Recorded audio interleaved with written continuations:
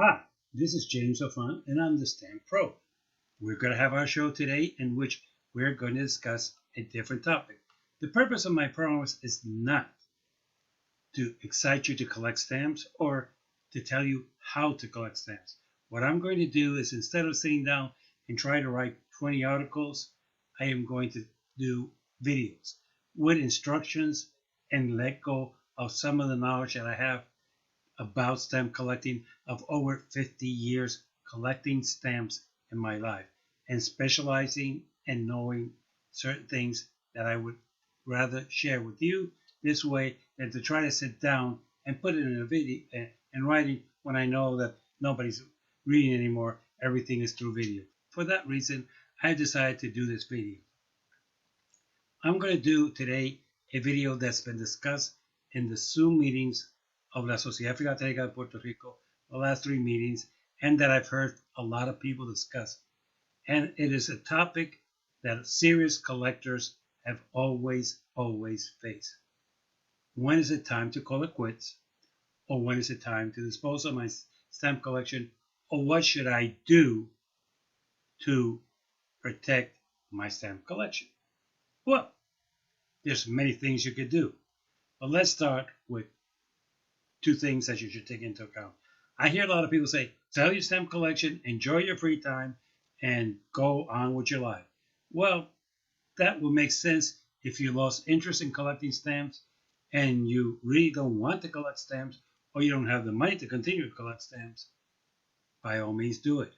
But if you still have that bug that you enjoy finding a stamp with a special cancellation that you've been looking for years and you just happen to find it at a stamp show, don't sell your collection. Second of all, don't sell your collection to start another collection. That makes no sense. If you finish that collection and you want to go to another country, by all means, do that. Now, if you inherited a collection like we discussed in the previous video, by all means, sell it. I have no problem with that. But otherwise, sign a collection when you might still have the bug to continue to want to collect makes no sense. Now, if you're a serious collector like I am, you have thousands of dollars invested in your stamp collection. You have hours of passion and love that you have in your collection. And if you're like me, I exchange ideas and things to do with stamp collecting with my fellow collectors. So this to me is my hobby, and this is what I do with my free time. So basically, you then have a second responsibility. You have a duty to at least educate 1 or 2 people in the family about your collection.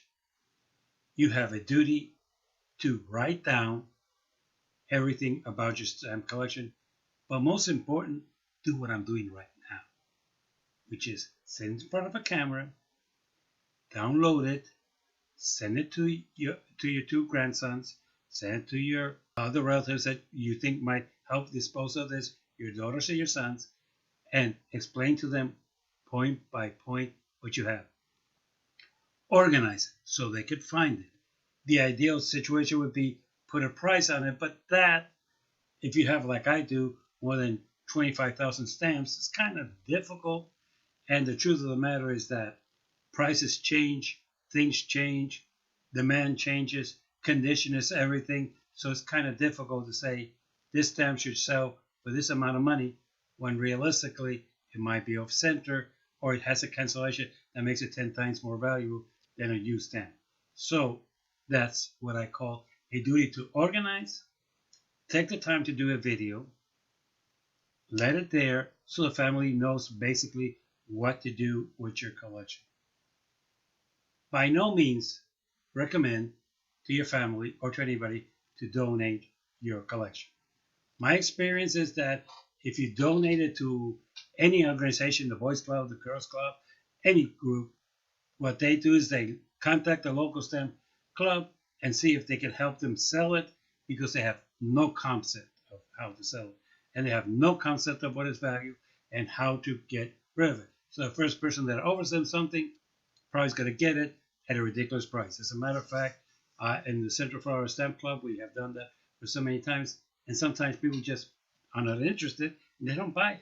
Why? Because there's 20 people there, 25 tops, and that is not a way to sell a stamp collection.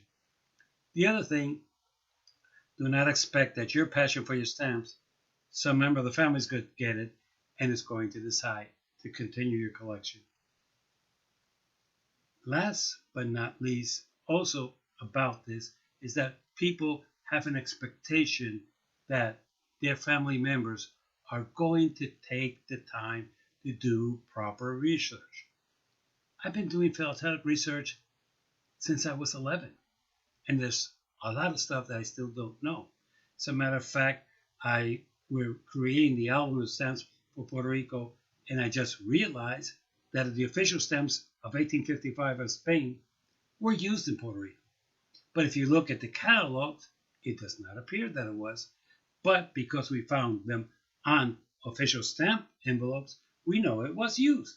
So basically, that's something I learned after almost 45 years of collecting Puerto Rico stamps. So to think that your family is going to have that time and research and ability is lacking on your part.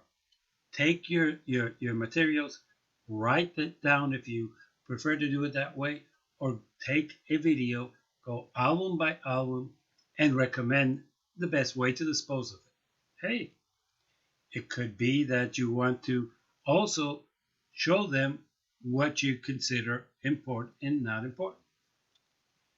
The other factor is this. Make a list to your family of reputable, reliable, and honest stamp dealers that understand the collection that you have. If you have Germany stamps, find the 3 or 4 German dealers with whom you've been dealing for years.